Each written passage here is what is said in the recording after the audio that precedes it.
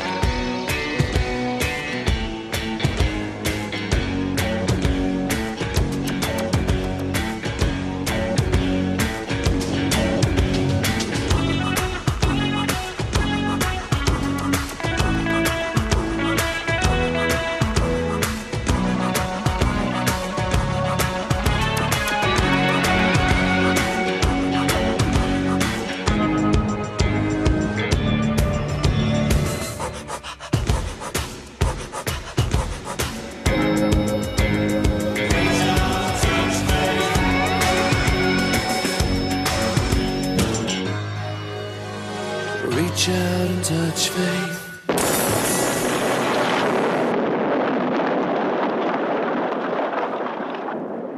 გამარჯობა, თქვენ უყურებთ ტაბულას, ეს თეორემა, მე თამარ ჩერგოლიშვილი ვარ. ბიძინა ივანიშვილის ყოფილი თანაშემწე ბატონი ღარიბაშვილი იმედგაცრუებულია. ის წუხს, რომ პოლიტიკური ოპონენტებისთვის ნასროლი ქვა ბუმერანგივით უკან უბრუნდება. განიცდის, რომ სისხლიან 9 წელზე აღშფოთების ნაცვლად საზოგადოების პროტესტი ამ თემაზე გადაღებული ფილმის ჩვენებაზე სკოლის მოსწავლეების მიყვანამ გამოიწვია და არასრულწლოვანთა დასწრების ორგანიზებას ნაციონალურ მოძრაობას აბრალებს. ღარიბაშვილი იმედგაცრუებულია იმითაც, რომ ზუგდიდში ხელისუფლების წარმომადგენელთა მიერ ორგანიზებული ძალადობის გამო კრიტიკა დაიმსახურა. მას არ ესმის, რატომ ვერ ხვდებიან კრიტიკოსები, რომ ქართული ოცნების წარმომადგენლები მშვიდობიან აქციას მართავდნენ და ნაციონალებმა აიძულეს ჯოხების ქნევით სხვის საკუთრებაში ველური შეჭრა. ღარიბაშვილისგან განსხვავებით ჩვეულებისამებრ ოპტიმისტურად გამოიყურება ნოდარ ხადური. ფინანსთა მინისტრი ამტკიცებს, რომ თებერვალი ეკონომიკური თვალსაზრისით იმედიანი თვე იყო. არადა ეროვნული ბანკის საიტზე თუ შეხვალთ, აღმოაჩენთ, რომ თებერვალში 13%-ით გაიზარდა იმ ადამიანების რიცხვი, ვინც კრედიტი დროულად ვერ გადაიხადა. ამ დღეებში გაირკვა ისიც, რომ ფინანსთა მინისტრი ბუნებით ფატალისტია. როგორც იცით, გასული დღეების განმავლობაში საქართველოს მთავრობამ გადასახადის გადამხდელის ჯიბიდან 191,401 ლარი დახარჯა ირაკლი ღარიბაშვილისთვის რბილი ავეჯის, მათ შორის ბატუტიანის საწოლის შესაძენად. ბუნებრივია გაჩნდა კითხვა, რატომ იხარჯება გადასახადის გადამხდელის ფული პრემიერის რბილ ავეჯში, მაშინ, როდესაც გადასახადის გადამხდელთა გაღარიბების პროცესმა შეუქცევადი ხასიათი მიიღო. რადგან ფინანსთა მინისტრისგან პასუხად მივიღეთ, რომ რბილი ავეჯის ხარჯებისგან დაზღვეული არავინაა და რომ პრემიერისთვის იტალიიდან გამოწერილი ბატუტიანის საწოლი ჩვენი ქვეყნის ცნობადობას ზრდის. როგორც არ უნდა გაგიკვირდეთ, რბილი ავეჯის შეძენაც ნაციონალურ მოძრაობას დაბრალდა. პრემიერის ადმინისტრაციამ ფოტოები გამოაქვეყნა იმის დასტურად, რომ კანცელარიის მე-11 სართული ნაციონალებს აუოხრებიათ და თურმე ამიტომ ვერ დაიზღვია მთავრობამ თავი რბილი ავეჯის ყიდვისგან. თეორემას თქვენთვის სიურპრიზი აქვთ. თუ რომელიმე თქვენგანი დაასახელებთ ერთ მოვლენას, რის გამოც ქართულმა ოცნებამ კრიტიკა დაიმსახურა და ხელისუფლებამ მას ნაციონალური მოძრაობის პროვოკაცია არ უწოდა, საჩუქრად ბატუტს გადავცემთ.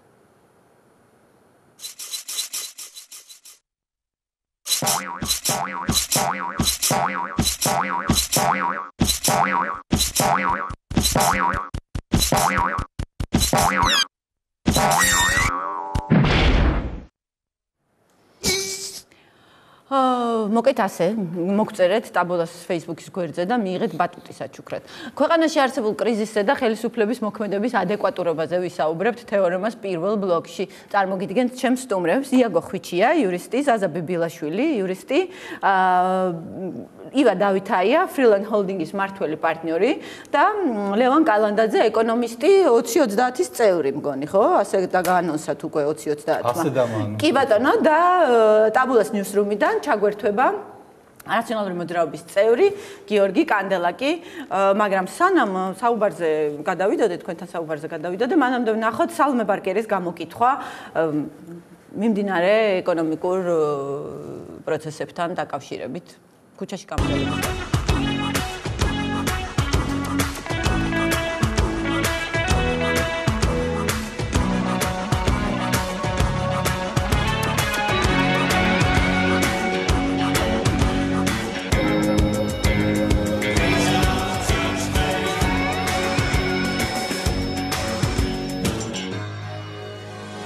Reach out and touch faith. Თქვენი ეკონომიკური მდგომარეობა გაუმჯობესდა თუ გაუარესდა? გაუარესდა. ბოლო წლებს გულისხმობ. დიახ, გაუარესდა. რატომ რის ხარჯზე შეგიძლიათ გითხრათ? ყველაფრის ამარე. ჩემი არა.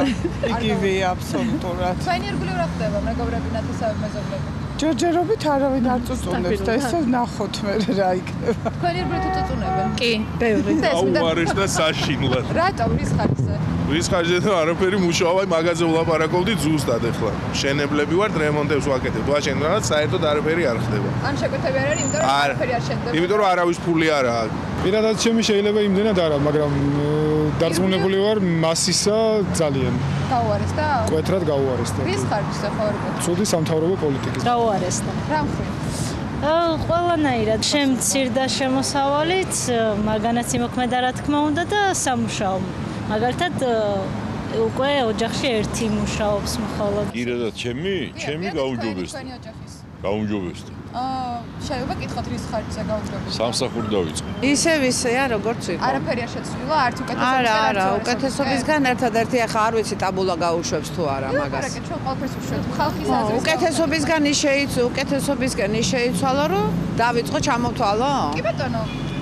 წართმევები, ტერორები, შიშები, მოსმენები და ასე შემდეგ. აი ესენი ყველაფერი კაია, მოგცილდა და ეკონომიური მდგომარეობა რაც იყო ის დარჩა. რა მხრივ შეგიძლიათ გითხრათ? რომ გაჯერებულია ყველაფერი, პენსიამ არ მოიბადა და რა იქნება. ნუ ხელფასი იგივე მაქვს, ტექნიკური უნივერსიტეტის პროფესორი ვარ და ნუ ამ ხელფასიც უფრო ნაკლები შესყიდვის უნარიანობა აქვს, რა თქმა უნდა.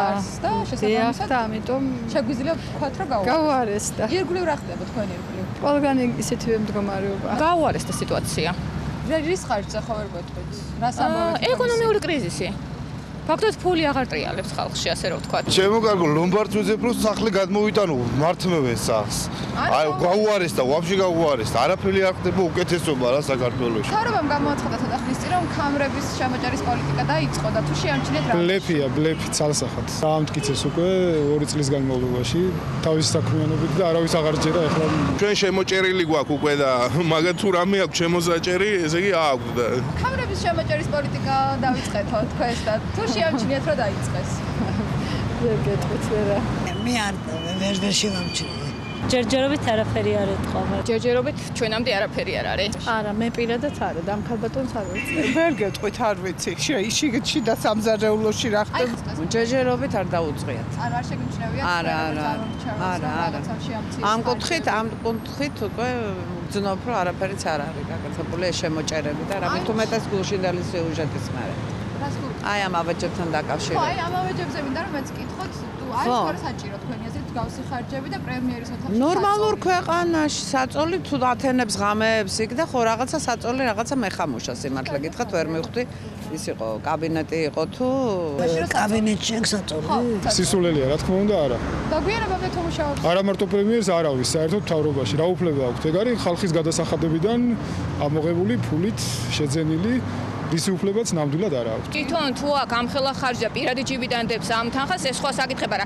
ჩვენი ხარჯებიდან თუ უნდა ამის ამოღება, ეს რა თქმა უნდა არარეალური და არასასურველია. თქვენი აზრით არის თუ არა ის დრო ახლა რომ დაიწყოს საპროტესტო გამოსვლები მთავრობის წინააღმდეგ? რა თქმა უნდა არის. როგორც წინამთავრობა გადააგდეს, არავინ არ არის მუდმივი და ყველაფერი ხალხის გადასაწყვეტია და ხალხის არჩევანია და როგორც მთავრობა წავიდა, ისე წავა ეს მთავრობაც. ვერ არის მაგის დრო, იმიტომ რომ შიგნით მე ვიცი და მომდის ხმები რომ არის ესე იგი 50 ეს ნაცები და კოცები ასე ვთქვა და მიდის შიგნით ომი საბოტაჟი თუ არ გაუმჯობესდა ალბათ გამოვა აი შეიძლება კიდე ცოტა რაღაცა აცალოს ხალხმა მაგრამ დიდხანს ალბათ ვერ არაცხეს რა ვიცი ჩემი აზრით არა ჯერჯერობით ისეთი ფიქრობთ თქვენი ირგვლივ რა ვაცალოთ მე ვფიქრობ რომ ადრეა და არაფერს არ მოგვიტანს ეს სამწუხაროდ მუხტი უკვე დიდი ხანია რომ საკმარისზე მეტია, მაგრამ ეთყობა ჩვენ ხალხს მოთმინების რაღაც უსაზღრო უნარი გააჩნია. არც სამუშაო არ არის, არც არაფერი არ არის. ვაფშე ისკენ წავედით რა საქართველოში ყველანი ვარ. ვის ესენი მოიყვანა იმის კიდე ზევით. აი ესეთი განწყობაა იმ ადამიანებში, რომელთა გამოკითხვაც სალომე ბარგერმა შეძლო, კიდევ ერთხელ გავიმეორებ ჩემს ჩვეულ დათქმას, რომ ქუჩის გამოკითხვა არ არის ცხადია, კვალიფიციური სოციოლოგიური კვლევა და შესაბამისად ამ ხალხის განწყობის საფუძველზე, საზოგადოების განწყობაზე წარმოდგენა არ უნდა შეიქმნათ, უბრალოდ აი ესე შეგიძლიათ სახელმძღვანელოდ გამოიყენოთ, რას ფიქრობენ ადამიანები და სანამ გიორგი კანდელაკთან გადავაკითხოთ, ბატონ ლევანს მინდა ვკითხო. თქვენ თუ შეგიძლიათ დაასახელოთ ერთი მოვლენა, რის გამოც ხელისუფლება გააკრიტიკეს, კრიტიკան დაზარალდა, კრიტიკის ქარცეცხლში მოყვა და ნაციონალებს არ დააბრალა. ბატუც გადმოგცემთ? კი, რასაკვირველია. ბატუც გადმოგცემთ. გახსენდებათ? არა, მე ვერ ვიხსენებ ახლა ეს ექსპრომტად ამ თემას, რომელიც რაღაც კავშირებში. არა, იმიტომ რომ ჩვენ გვახსოვს, რომ თქვათ აი მოსმენებიდან, სადარბაზოში სპრიცების დაყრიდან, არ ვიცი, იქ რაღაცა მუსლიმებთან დაპირისპირებიდან, 17 მაისი.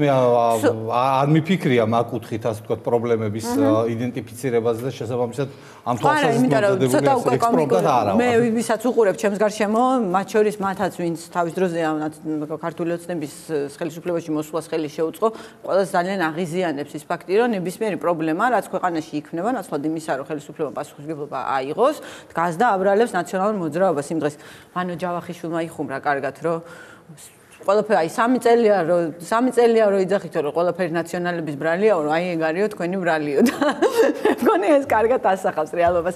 ბატონ გიორგი, გესმით ჩემი ხმა? დიახ. ბატონ გიორგი, დღეს პრემიერმა ღარიბაშვილმა მოითხოვა გივი თარგამაძის წინააღმდეგ გამოძიების დაწყება, იმიტომ რომ ის თანამშრომლობდა პოლიციის პატრულის თანამშრომელ რუსლან ბაზიაშვილთან, რომელიც მას აწვდიდა ინფორმაციას შინაგან საქმეთა სამინისტროში არსებული პრობლემების შესახებ. როგორ შეაფასებდით ამ ფაქტს და თუ ელით, რომ მართლაც გივი თარგამაძის წინააღმდეგ მორიგი გამოძიება დაიწყება? დიახ, მოგესალმებით. მე პირველ რიგში 2 სიტყვით მინდა შევახსენო საზოგადოებას, რაზე არის საუბარი. საუბარი არის იმაზე, როცა რამდენიმე თვის წინ ბათუმში პოლიციელი თარაშ მუკბანიანი საჯარო თავშეყრის ადგილას მოკლა ცესასროლი იარაღით კანონიერი ქურდის ლავასოღლის მიერ ბათუმში დანიშნულმა, ასე რომ ვთქვა, წარმომადგენელმა ხალხმრავალ ადგილას მოხდა ეს ყველაფერი, შემდეგ გვამს შეურაცხყოფა მიაყენა ამ ადამიანმა და იმის მაგალითად რომ ეს ადამიანი დაეკავებინათ, იგი, რომელიც იმყოფებოდა პირდაპირ კავშირზე პრემიერ-მინისტრის დაცვის უფროსთან, პოლიციამ გადააცილა საქართველოს სახელმწიფო საზღვარზე. პოლიციის მკვლელი შინაგან საქმეთა სამინისტრომ გადააცილა საქართველოს სახელმწიფო საზღვარზე და მხოლოდ იქ უშუალოდ აი ამ მოკლული პოლიციის უშუალო კოლეგები იყვნენ და მათ უარი განაცხადეს, რომ კრიმინალური პოლიციიდან და უარი განაცხადეს, რომ შეესრულებინათ ეს დანაშაულებრივი ბრძანება და ნეიტრალურ ზონაში, როცა უკვე მას გადაკვეთილი ქონდა საზღვარი, დააკავეს ეს მკვლელი და ეხლა სხვადასხვის ცდილობენ რომ შეუმცირონ სასჯელი და გამოაძვრონ ადვილად თანამონაწილეები ამ მკვლელობაში 100 ლარიანი ჯარიმით გაუშვეს სხვათა შორის.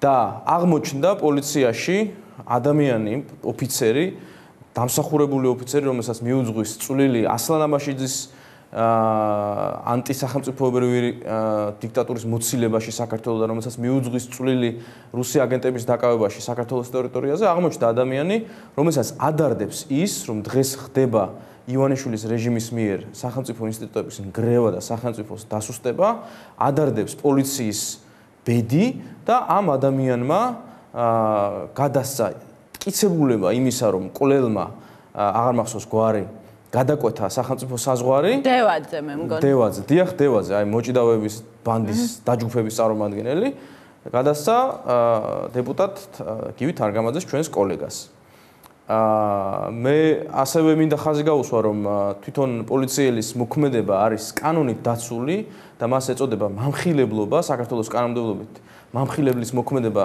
დაცული არის იმ შემთხვევაში კი თუ კი გაამჟღავნოს საიდუმლოს და ეს ინფორმაცია არ არის სახელმწიფო საიდუმლოება სახელმწიფო საზღვრის გადაკვეთა გადმოკვეთის ინფორმაცია თუ კი საჯარო ინტერესი აღემატება ასე ვთქვათ არის აშკარა და აქ საჯარო ინტერესი ცხადზე-ცხადი არის რომ ჩვენს თვალწინ ხდება სახელმწიფოს და კრიმინალური სამყაროს ორგანიზებული დანაშაულის კანონიერი ქურდების ხელახლა შერწყმა საქართველოს ივანიშვილი ნელ-ნელა აბრუნებს იმ მდგომარეობაში, სადაც იყო შევარდნაძის დროს, როცა კანონიერი ქურდები შერწყმული იყვნენ პოლიციასთან და ქურდებს ხვდებოდა აეროპორტში შინაგან საქმეთა მინისტრი და ასე შემდეგ. ხლა გასაგებია რომ პრემიერ-მინისტრი ღარიბაშვილი არ არის განათლებული ადამიანი, მას არ გააჩნია ელემენტარული საუნივერსიტეტო განათლება, აღარაფერს ვამბობ ამ თანამდებობისთვის შესაძფერის კვალიფიკაციას და მან ალბათ არ იცის რომ ის პარლამენტარი დაცული არის, პარლამენტის წევრი დაცული არის კონსტიტუციით 52 მუხტში წერია და ასევე სხვადასხვა კანონებით და არ არის ვალდებული გაამჟღავნოს წყარო ინფორმაციისა, თუ კი ეს ინფორმაცია მას მიეწოდა როგორც პარლამენტის წევრს. როგორც აქტიური პარლამენტარი, ისე ყოფილი პარლამენტარიც დაცულია. ისე ყოფილი პარლამენტარი და ეს ნორმა ნარჩუნდება პარლამენტის წევრის უფლებამოსილების ამოწურვის შემდეგაც კი. და ამავე დროს ახლა ძალიან ელემენტარულ რაღაცებზე ვსაუბრობთ, მაგრამ უნდა აღვნიშნოთ, რომ პარლამენტის წევრის მოვალეობა ამისთვის არსებობს პარლამენტი და მათ შორის ამისთვისაც არსებობენ პარლამენტის წევრები, რომ თუ კი ისინი აღმოაჩენენ უკანონობას, თუ კი ისინი აღმოაჩენენ კანონდარღვევას, ამის შესახებ საჯაროდ განაცხადონ, იმიტომ რომ პარლამენტი არის საჯარო ორგანო. ეს არის ორჯერორი 4 და ეს არის სახელმწიფოებრიობის ანა ბანა. გასაგებია რომ ეს ღარიბაშვილმა არ იცის, მაგრამ მაინც უნდა განმარტო. გიორგი, ზუსტად ერთ წუთში დაგიბრუნდებით, იაგოს მინდა ვკითხო, რადგან იურისტია მიუხედავად იმისა, რომ ჩვენ კრიზისზე საუბარი გვინდოდა, ეს ამბავი დამეწია და მინდა იურისტის აზრით ვიკითხო ამ ყველაფერზე. ის პოლიციელი, რომელმაც პარლამენტარს აცნობა, შესაძლოა ინფორმაციით, ლავასოღლის, თქვათ, ხელქვეითის თუ მასთან დაახლოებული პირის მიერ პოლიციელის მოკლის შემდეგ საზღვრის გადაკვეთის შესახებ და აცნობა ისიც, რომ პოლიციელებმა გადააცილეს ფაქტობრივად ის საზღვარზე, ამის შემდეგ ის გააგდეს სამსახურიდან. არა და ჩვენ გვაქვს კანონი სიტყვის თავისუფლების შესახებ, სადაც ნათლადაა საუბარი იმაზე, რომ ადმინისტრაციულ ორგანოს გარდა ყველას აქვს გამოხატვის თავისუფლება, ამას გარდა გამოხატვის თავისუფლება, არსებობს მხილების თავისუფლება და მამხილებელი არის დაცული ამ შემთხვევაში და ამას გარდა არსებობს კიდევ მუხლი, რომლის მიხედვითაც არ შეიძლება დაეკისროს პასუხისმგებლობა საიდუმლოების გაცემის შემთხვევაშიც კი, თუ ამ საიდუმლოს გაცემით მიღებული სიკეთე აღემატება ამ შემთხვევაში საიდუმლოს გატეხვით თქვათ მიღებულ ზარალს. თქვენ როგორ შეაფასებთ, როგორ ფიქრობთ? მე არც ვიცნობ ვინ არის ეს პოლიციელი და არ ვიცი რას აპირებს, მომავალში აპირებს თუ არა გაასაჩივროს შინაგან საქმეთა სამინისტროს გადაწყვეტილება, მაგრამ რამდენად კანონიერი იყო მისი გათავისუფლება? მოგესალმებით, ბატონმა გიორგიმ და თქვენ ქალბატონ თამარ, მე მგონი ასრულიათ ამომწურავად უპასუხეთ ამ შეკითხვას, მათ შორის პრობლემა მაქვს. რა ვქნა, თვითონ პასუხობ ჩემ შეკითხვებს. მათ შორის სამართლებრივი კუთხით, ამიტომ მე იზღადამრჩენია მხოლოდ რომ დაგეთანხმოთ. აბსოლუტურად ზუსტად მიუთითეთ იმ გარემოებაზეც, რომ გამოხატვის თავისუფლება, მათ შორის მხილების თავისუფლებასაც ნიშნავს კერძო და საჯარო ინტერესების პროპორციულობის და ურთიერთშეფარდების საკითხიც მე მგონი სრულიად ამომწურავად იყო ნათქვამი, ამიტომ მე ცოტა სხვა მხრიდან შევხედავ ამ საკითხს. ეს რატო წერია ეს ყველაფერი კანონში, რაც თქვენი ლაპარაკეთ და რამაც ამ კითხვას გასცა პასუხი ფაქტობრივად. წერია, იმიტომ რომ წახალისებული იყოს ადამიანი, საჯარო მოსამსახურე მათ შორის დანაშაულის მხილებაში. ანუ ეს მათი წამახალისებელი ნორმა არის, შეიძლება ითქვას. ანუ საქართველოს სახელმწიფომ ამ კანონის, ამ ჩანაწერის თანახმად გამოხატა ნება იმაზე, რომ მას ჭირდება აქტიური ადამიანები დანაშაულის გამოვლენის დროს. მან უფრო მაღლა დააყენა გარკვეული საკითხი, ვიდრე მეორე საკითხი. მაგალითად, თქვათ, რომ რაღაც არც ერთი ინფორმაცია არ უნდა გავიდეს სამსახურს გარეთ. კეთილი, კი ბატონო, დაახლოებით ასეთი პრინციპი გვაქვს, ახლა მოდამ გადაკეთებულად ცხადია. მაგრამ ამავე დროს გვაქვს ეს მუხლი, რომ შეიძლება გავიდეს ის ინფორმაცია, თუ მხილებას აქვს ადგილი. ანუ კანონმდებლის ნება ჩვენ ამასთან დაკავშირებით ვიცით. და ლაპარაკი იმაზე, რომ ეს ადამიანი უნდა გავუშვათ, ნიშნავს აი ამ წახალისების მოსპობას.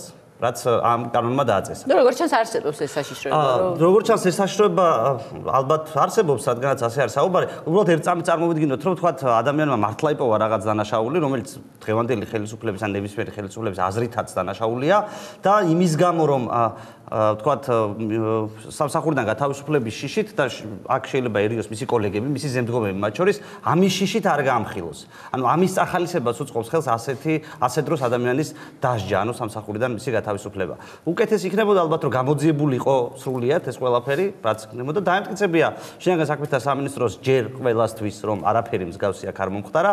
შემდეგ მიეცა დისციპლინური პასუხისმგებლობა ვთქვათ ამ თანამშრომლისთვის, არ გაეთავისუფლებია სამსახურისთვის, გაცილებით ნაკლებად გამაღიზიანებელი და უფრო მეტად დამაჯერებელი იქნებოდა ჩემი აზრით ამ შემთხვევაში სახელმწიფოს. კი ბატონო, თან უცნაური რაღაც მოხდა, იმიტომ რომ და როდესაც აი ამ ადამიანის მიერ თქვათ გამოტანილი ინფორმაცია, როგორც ის ამბობს ამ ადამიანის მიერ გამოტანილი ინფორმაცია ეკაკვესიტაძის გადაცემაში მოხდა და მათ შორის მოხდა ის დოკუმენტით, სადაც ჩანს რომ საზღვარი გადაკვეთა ამ პიროვნებამ რაღაცა 0 საათსა და 45 წუთზე იმ ღამეს, როდესაც მკვლელობა მოხდა.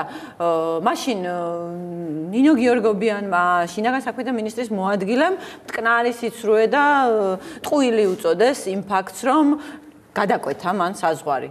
დღეს გამოდიან და ამ ინფორმაციის მიწოდების გამო ადამიანს ათავისუფლებენ. ზაზა, როგორ გამოიყურება ეს ყველაფერი შენი აზრით, იმიტომ რომ შიშს დღემდე ამტკიცებს ჩვენ მრავალნაირად სადეთ კითხვის დასმა, რომ არა, არ გადაუკვეთია მას საზღვარი, მაგრამ ამის მიუხედავად ამ ინფორმაციის მიწოდების გამო ის გათავისუფლებულია და როგორ გესმის ეს ყველაფერი? ეს უნდა განვიხილოთ იმ ზოგად ჭრილში, რომელსაც ჩვენ უყურებთ უკვე 2 წელიწადზე მეტია, მაგის 3 წელი შესრულდება, რომელსაც ქვია სახელმწიფო ორგანოების დასუსტება, ზუსტად ამ ლოგიკური ჯაჭვის პირველ ეტაპად მე აღვიქვამ ამ ხელისუფლების პირველ ორ ნაბიჯს. პირველი იყო ის პოლიტპატიმართასია, ეგრეთ წოდებული პოლიტპატიმართასია, რომელიც იყო უდიდესი მორალური სტეიტმენტი, ასე ვთქვათ, რომელმაც განაცხადა, რომ აი ეს ადამიანები და აღარ ჩამოვთვლი, იმიტომ რომ მე ბევრჯერ ყოფილა ჩამოვთვლი, ხო შეიძლება იყვნენ არამხოლოდ არიან არა ჯაშუშები, არა კრიმინალები, არა ექსტრემისტები და ასე შემდეგ მოლძალადეები, არამედ ესენი არიან თურმე პოლიტიკური ნიშნით დევნილი ადამიანები, ხო?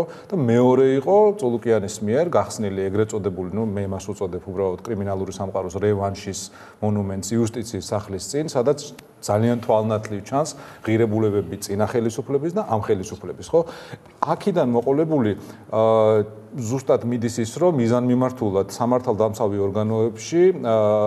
ორგანოებში ხდება დემორალიზება, დემოტივაცია ამ ადამიანების, ვინაიდან მათ ხელმძღვანელებად ხშირ შემთხვევაში ბრუნდებიან ის ადამიანები, რომლებიც წავიდნენ 2003-4 წლებში თანამდებობებიდან ძალიან გასაგები მიზეზების გამო, იმ მიზეზების გამო, რომ ისინი იყვნენ ტრადიციული გაგებით კორუმპირებულები, არანაირი ელიტური კორუფცია იქ არ იყო მამაპაპური ტრადიციული კორუფცია, ესენი იყვნენ კრიმინალთან შეზრდილები სისხორცეულად და ეს ადამიანები დღეს ბრუნდებიან. ბუნებრივია, ძალიან რთულია ჩადგე, უბრალოდ მე შევდივარ იმ პოლიციელების და კარგი პოლიციელების მდგომარეობაში, რომელსაც მაგალითად ოჯახები ყავთ, სარჩენი კრედიტები აქვთ გამოტანილი და ისინი უძულებული არიან, რომ სამსახურს გაუფრთხილდან.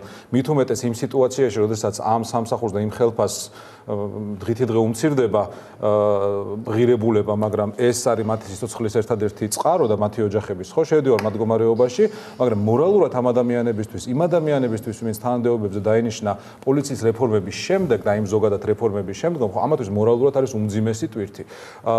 გავიხსენებდი ასევე გუშინ თუ გუშინ წინ განაცხადა პრემიერმა, რომ თურმე უსამართლო ყოფილა სპეცრაზმელის დაკავება დავალების გამო, რომელიც შესრულების გამო ეს, ნუ არ ვიცი ხა მართლა ორუელის ვირტუალურ და რაღაც სურეალისტურ რეალობაში ვცხოვრობთ, ვინაიდან ერთი თვის წინ ამ ხელისუფლებამ ზუსტად ეს გააკეთა, როდესაც 11 სპეცრაზმელი დააკავა. 11 არა, 6 თუ 6 სპეცრაზმელი გამოდის. 11 ადამიანი ხო, ნუ კი ბატონო, ხო. პოლიციის უფროსი მისი მოადგილე, 6 სპეცრაზმელი ხო, ნუ ბოდიში რომ ეს შემეშალა ზუსტი რაოდენობა, მაგრამ დააკავეს სპეცრაზმელები განზრახ კვლელობის ბრალდებით, რაც აბსურდს მიღმა, ხო, ანუ ეს მაშინ საუბარი უნდა გქონდეს რაღაც ტოტალურ კონსპირაციაზე. ხომ არ ფიქრობთ, რომ სპეცრაზის გამოყენების საჭიროებას ხედავს პრემიერი და ამშვიდებს მათ, რომ ამის გამო ისინი არ დაისჯებიან. აბსოლუტურად, ანუ აქ ჩვენ გვაქვს ორი რეალობა, ერთი რეალობა ის არის, რომელსაც პრემიერ-მინისტრი, მისი უფროსი, სლოვაკეთის მთაზე მოკალათებული და რამოდენიმე პოლიტიკური ლიდერი, რომელსაც აწვდიან ამ რეალობას თავის ხარდამჭერებს და მეორე რეალობა, რომელსაც ისინი რეალურად იმედია ხედავენ მაინც სათავისოდ და შეუძლებელია ვერ ხედავდნენ, რომ სამართალდამცავი ორგანოები არიან ტოტალურად დემორალიზებული. ბუნებრივია, როდესაც მაგალითად ვინმე მელორ ვაჩნაძე ლაივში, ანუ კამერების წინ ურტყამს პოლიციელს და მას შემდეგ ათავისუფლებენ 100 ლარიანი ჯარიმით, ხო?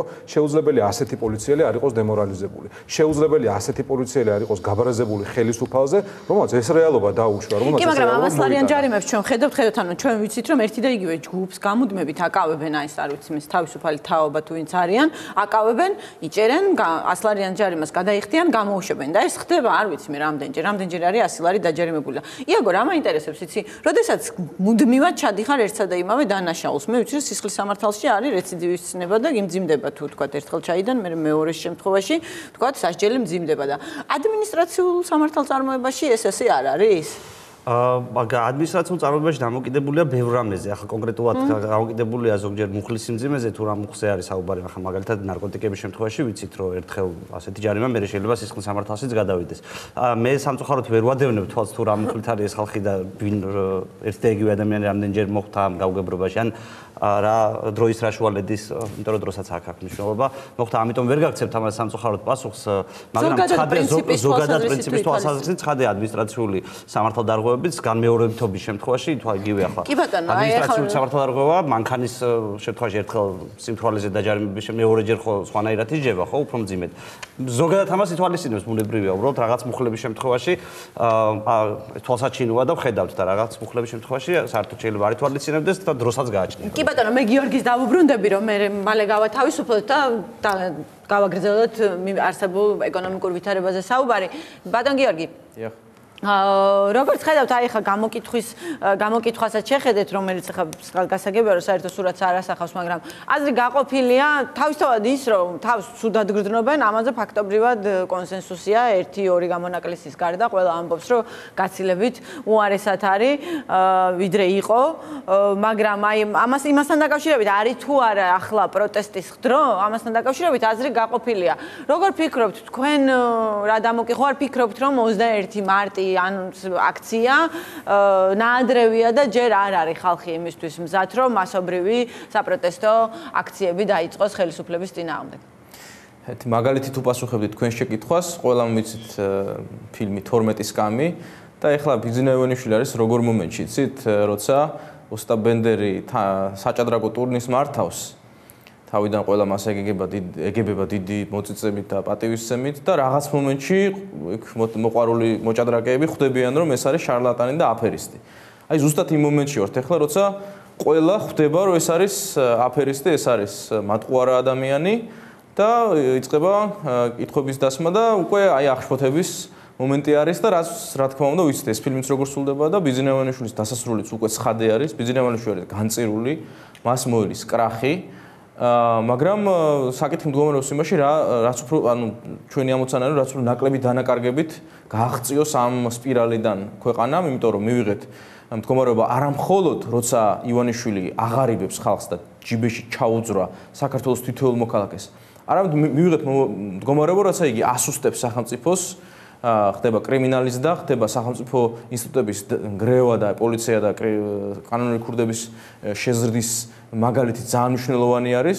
თითოეულ მოქალაქეს შეიძლება ეს მდგომარეობა შეეყოს, მაგრამ ამავე დროს მივიღეთ მესამე რეალობაც, როცა ხდება საგარეო პოლიტიკურ ასპარეზზე ინფილტრაციას ეროვნული საფრთხეების სისტემისა ზოგადად თავდაცვის მინისტრის მოადგილე, რომელსაც ავალია ნატოსთან ინტეგრაცია, წარმოადგენს ღიად პუტინისტურ პარტიას. ასე რომ მე ვფიქრობ, უდიდეს ნაწილს საზოგადოებისა აქვს როგორც მიზეზი საპროტესტოდ, ასევე მომენტიც გაცნობიერება იმ მომენტისა, რომ სწორედ ეხლა არის აუცილებელი ქუჩაში გამოსვლაც, მათ შორის ცივილიზებულად ცხადია იმისათვის, რათა ხელი შეუშალოთ ბიძინა ივანიშვილს ქვეყანა წაიყვანოს უფსკრულისკენ. იმიტომ რომ ერთადერთი მიმართულება, საითაც მიათრევს საქართველოს ბიძინა ივანიშვილი არის უფსკრული და კატასტროფა და მე პირადად არ მინდა რომ კატასტროფა კიდევ ერთხელ ვნახოთ, როგორც ეს წარსულში იყო.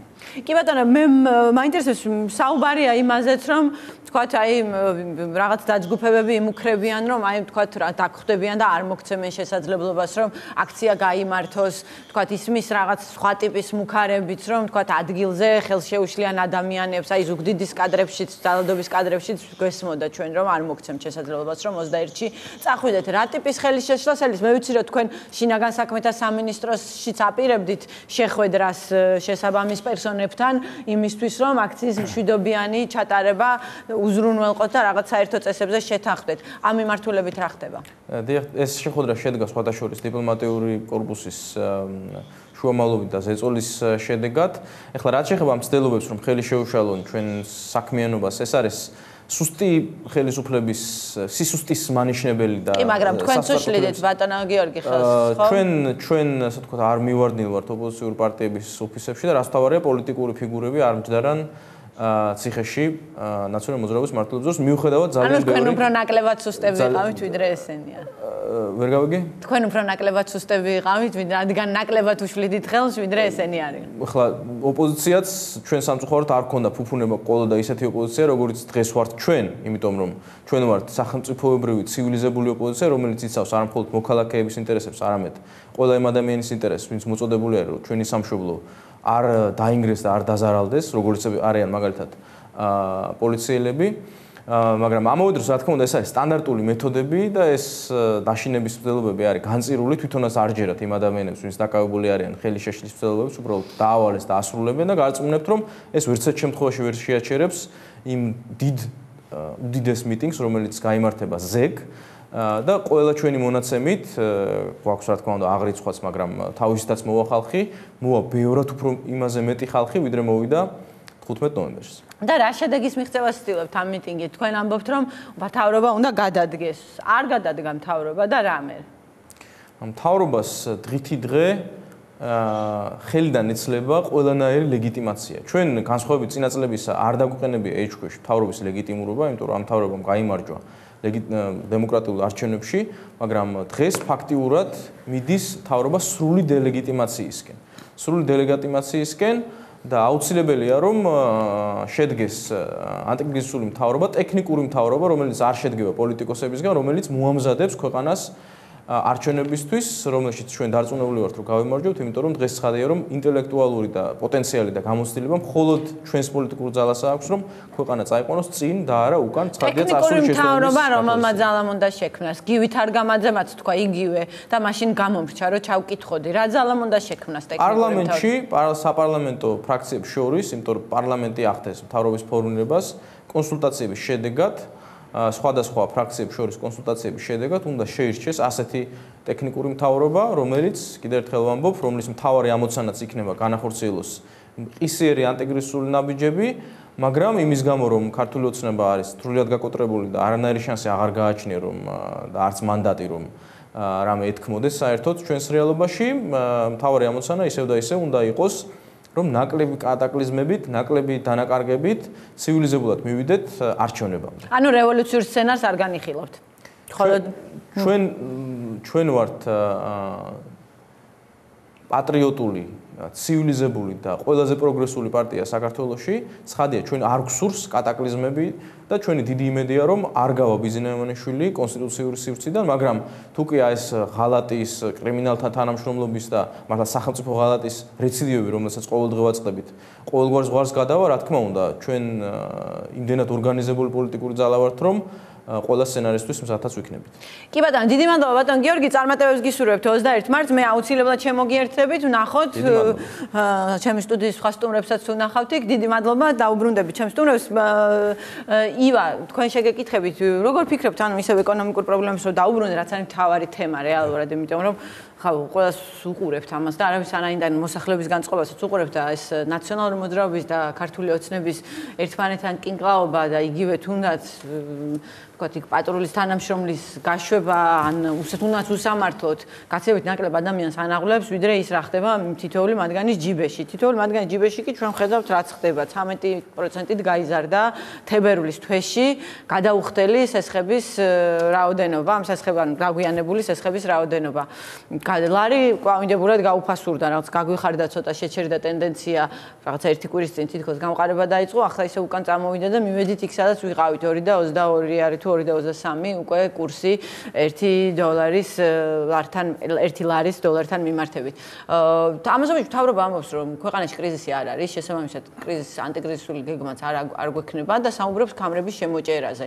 როგორ ფიქრობ, ანუ რამდენი სერიოზულია მთავრობის აი ეს განცხადებები? ერთი ის, რომ კრიზისი არ არის, ეთანხმებით თუ არა ამას და მეორე ის, რომ თქვათ ის გეგმა, რაზეც ისინი საუბრობენ, რაღაცა ქამრების შემოჭერის გეგმა და ჰიგიენური საშუალებების და რბილავეჯზე უარის თქმის გეგმა საკმარისია იმისთვის, რომ ამ ვითარებიდან გამოვძვრეთ.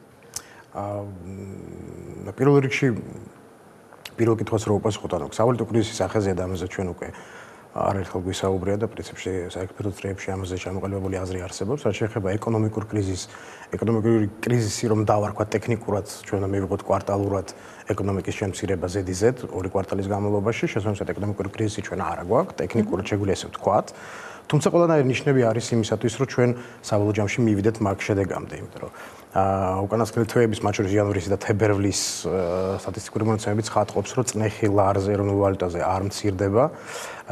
დოლარის შემოდინების წყაროები ჩვენ ეკონომიკაში, როგორც არის ექსპორტი მცირდება, საერთაშორისო გადარიცხვები, ანუ ეს ტრანსფერები, რომელსაც ჩვენ თანამემორლეობები აგზავნიან საქართველოში, ისინიც განაგრძობენ შემცირებას. ტურიზმის სტატისტიკაც, ასე ვთქვათ, პოზიტიური დინამიკის სახეზე არ არის, შესაბამისად წნეხი არსებობს.